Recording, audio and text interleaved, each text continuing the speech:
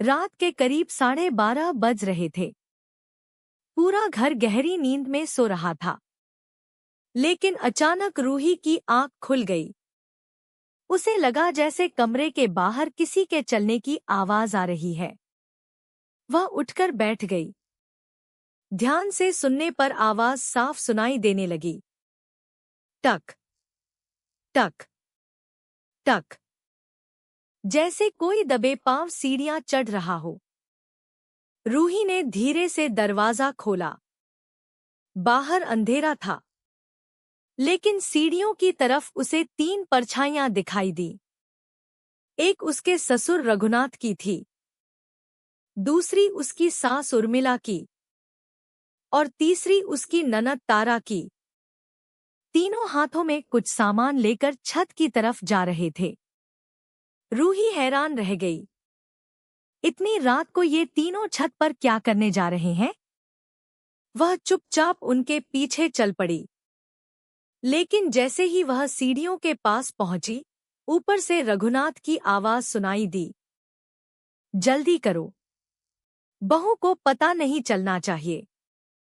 रूही के कदम वहीं रुक गए। मुझसे क्या छिपाया जा रहा है? आखिर ऐसा क्या था जो उसके ससुराल वाले उससे छिपकर रात में छत पर करते थे? इस राज को जानने के लिए कहानी शुरू होती है कुछ दिन पहले से। रूही की शादी को अभी केवल 3 महीने हुए थे। वह अपने ससुराल में सभी का बहुत ध्यान रखती थी।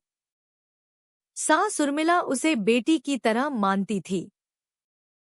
ससुर रघुनाथ भी हमेशा कहते, हमारे घर में बहू नहीं, लक्ष्मी आई है।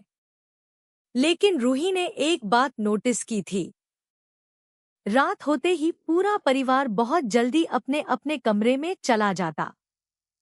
और सबसे अजीब बात यह थी कि रघुनाथ रोज रात को घर की छत पर ताला लगाकर सोते थे। एक दिन रूही ने पूछा, पिताजी, छत पर ताला क्यों लगाते हैं? रघुनाथ थोड़ा घबरा गए। फिर बोले, कुछ नहीं बहू, छत पर पुराना सामान पड़ा है। कोई बच्चा ऊपर चला गया तो गिर सकता है, इसलिए ताला लगा देता हूं। रूही ने बात को ज्यादा गंभीरता से नहीं लिया। लेकिन एक रात उसने देखा कि रघुनाथ खुद छत का ताला खोलकर अंदर गए और कुछ देर बाद वापस आए। उनके हाथ में एक पुराना डिब्बा था। रूही को शक हुआ, लेकिन उसने कुछ नहीं पूछा। एक दिन घर में रूही की सास की पुरानी सहेली कमला आई। बातों बातों में कमला ने कहा, उर्मिला, तुमने अभी तक बहू को वह बात नहीं बताई? उर्मिला का चेहरा अचानक बदल गया। उसने तुरंत कमला को चुप करा दिया। अरे नहीं, अभी सही समय नहीं आया। रूही रसोई में खड़ी सब सुन रही थी। उसके कान खड़े हो गए। कौन सी बात? लेकिन दोनों औरतों ने उसे देखते ही बात बदल दी। उस रात रूही ने अर्जुन से पूछा, आपके घर में मुझसे कुछ छिपाया जा रहा है क्या? अर्जुन ने घबराकर कहा, नहीं तो, तुम्हें ऐसा क्यों लग रहा है? रूही बोली, मांझी की सहेली कुछ कह रही थी। फिर मांझी ने उन्हें चुप करा दिया। अर्जुन कुछ पल चुप रहा, फिर बोला, रूही, अगर कोई बात होगी तो सही समय आने पर तुम्हें सब पता चल जाएगा। रूही ने उसकी तरफ देखा। इसका मतलब कोई बात जरूर है। उसके बाद रूही ने ध्यान देना शुरू किया। हर रात करीब 12 बजे रघुनाथ छत पर जाते। कभी उर्मिला उनके साथ होती, कभी तारा, कभी अर्जुन भी, लेकिन रूही को कभी साथ नहीं ले जाते। एक रात उसने देखा कि तारा एक बड़ी सी थैली लेकर छत पर गई। रूही ने पूछा, तारा, इसमें क्या है? तारा ने थैली अपने पीछे छिपा ली। कुछ नहीं भाभी, पुराने कपड़े हैं। इतनी रात को पुराने कपड़े छत पर क्यों ले जा रही हो? तारा मुस्कुराकर बोली, बस ऐसे ही, और तेजी से सीढ़ियां चढ़ गई। रूही का शक अब और गहरा हो गया। फिर एक रात अचानक बिजली चली गई। पूरे मोहल्ले में अंधेरा हो गया। गर्मी के कारण रूही कमरे से बाहर आ गई। तभी उसने छत से धीमी आवाजें सुनी। पिताजी, अगर यह बात बहू को पता चली तो? यह तारा की आवाज थी। रघुनाथ बोले, जब तक वक्त नहीं आता उसे कुछ मत बताना। उर्मिला बोली, लेकिन अब ज्यादा दिन तक छिपाना ठीक नहीं है। रूही का दिल तेजी से धड़कने लगा। वह तुरंत सीढ़ियां चढ़ने लगी। लेकिन तभी ऊपर से दरवाजा बंद होने की आवाज आई। रूही ने दरवाजा खटखटाया। पिताजी। अंदर अचानक सन्नाटा छा गया। कुछ सेकंड बाद रघुनाथ ने दरवाजा खोला। उनके चेहरे पर घबराहट साफ दिखाई दे रही थी। रूही ने अंदर देखा। छत पर एक पुरानी चारपाई पड़ी थी। उसके ऊपर सफेद चादर बिछी थी। एक कोने में मिट्टी के कई छोटे छोटे दिए रखे थे और सामने एक बड़ा लकड़ी का संदूक था। रूही ने पूछा, यह सब क्या है? रघुनाथ बोले, कुछ नहीं बहू, तुम नीचे जाओ। लेकिन रूही ने पहली बार अपने ससुर की आवाज में डर महसूस किया। अगले दिन रूही ने घर की पुरानी नौकरानी शांति से पूछा, काकी, इस घर की छत पर ऐसा क्या है जिसे मुझसे छिपाया जा रहा है? शांति कुछ देर चुप रही। फिर बोली, बहू, मैं कुछ नहीं जानती। रूही ने कहा, आप इतने साल से इस घर में हैं। आप जरूर जानती होंगी। शांति की आंखों में आंसू आ गए। वह बोली, बेटी, कुछ राज ऐसे होते हैं जिन्हें जानने के बाद इंसान की जिंदगी बदल जाती है। लेकिन मुझे सच जानना है। शांति ने बस इतना कहा। आज रात छत पर जरूर जाना। रात के 12 बजे रूही ने फिर वही आवाज सुनी। इस बार वह चुपचाप छत पर पहुंच गई। दरवाजा थोड़ा खुला था। उसने अंदर झांका और जो देखा उसे देखकर उसकी आंखें भर आईं। रघुनाथ, उर्मिला, अर्जुन और तारा चारपाई के चारों ओर बैठे थे। सामने एक बुजुर्ग आदमी लेटा हुआ था। वह बेहद कमजोर था। उसके बाल सफेद थे। चेहरा बीमारी से बुझा हुआ था। रूही ने उसे पहचानने की कोशिश की।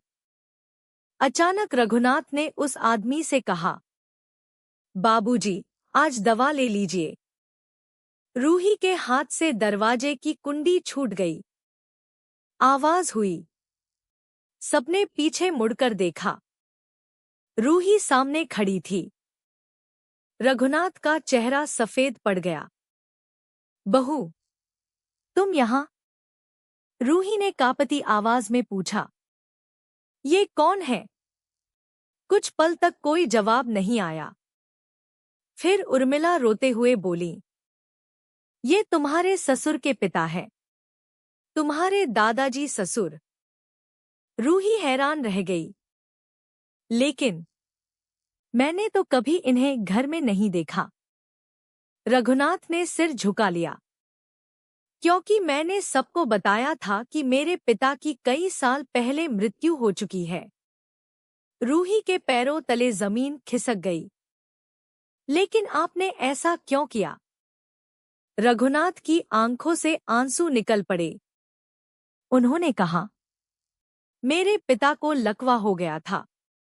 उनकी देखभाल के लिए घर में कोई तैयार नहीं था। मेरे भाई उन्हें वृद्धाश्रम भेजना चाहते थे, लेकिन मैं उन्हें अपने से दूर नहीं कर सका। फिर उन्हें घर में क्यों नहीं रखते? रघुनाथ बोले, क्योंकि हमारे घर में जगह कम थी। तुम्हारी शादी होने वाली थी।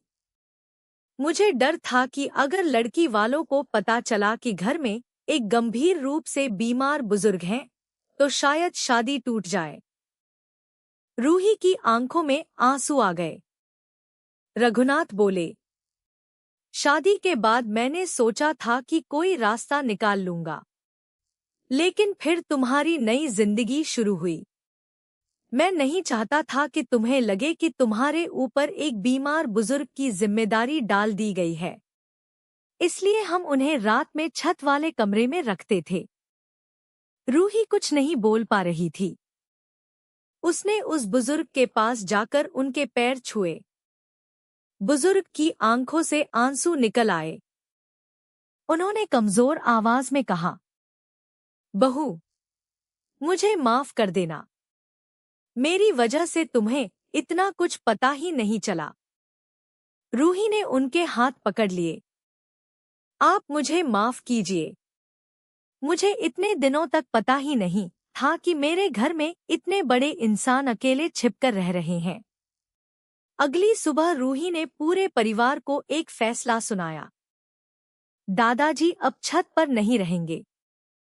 रघुनाथ बोले, लेकिन बहू, रूही ने कहा, हमारा कमरा बड़ा है।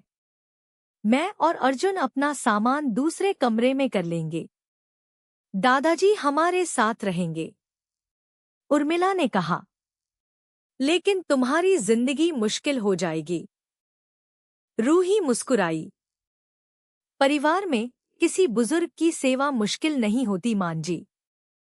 मुश्किल तब होती है जब हम उन्हें अपना समझना छोड़ देते हैं। अर्जुन की आंखें भर आईं।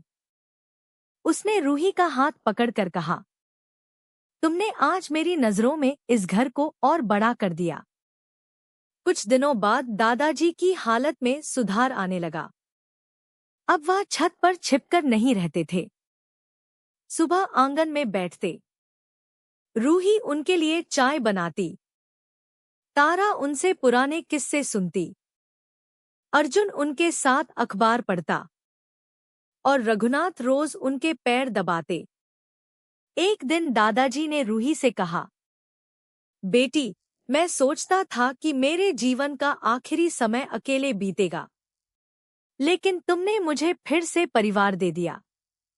रूही मुस्कुराकर बोली, दादाजी, परिवार में किसी को छिपाने की जरूरत नहीं होती, बस दिल में जगह होनी चाहिए।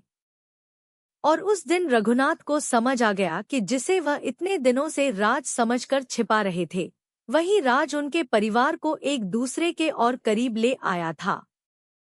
कहानी की सीख। कभी कभी हम किसी समस्या से बचने के लिए उसे छिपाते रहते हैं, लेकिन समस्या छिपाने से छोटी नहीं होती। और परिवार की असली पहचान तब होती है जब वह किसी कमजोर सदस्य को बोझ नहीं, बल्कि अपना मानकर उसका हाथ पकड़ता है। क्योंकि घर ईंटों से नहीं बनता। घर बनता है उन लोगों से जो मुश्किल समय में एक दूसरे का साथ नहीं छोड़ते।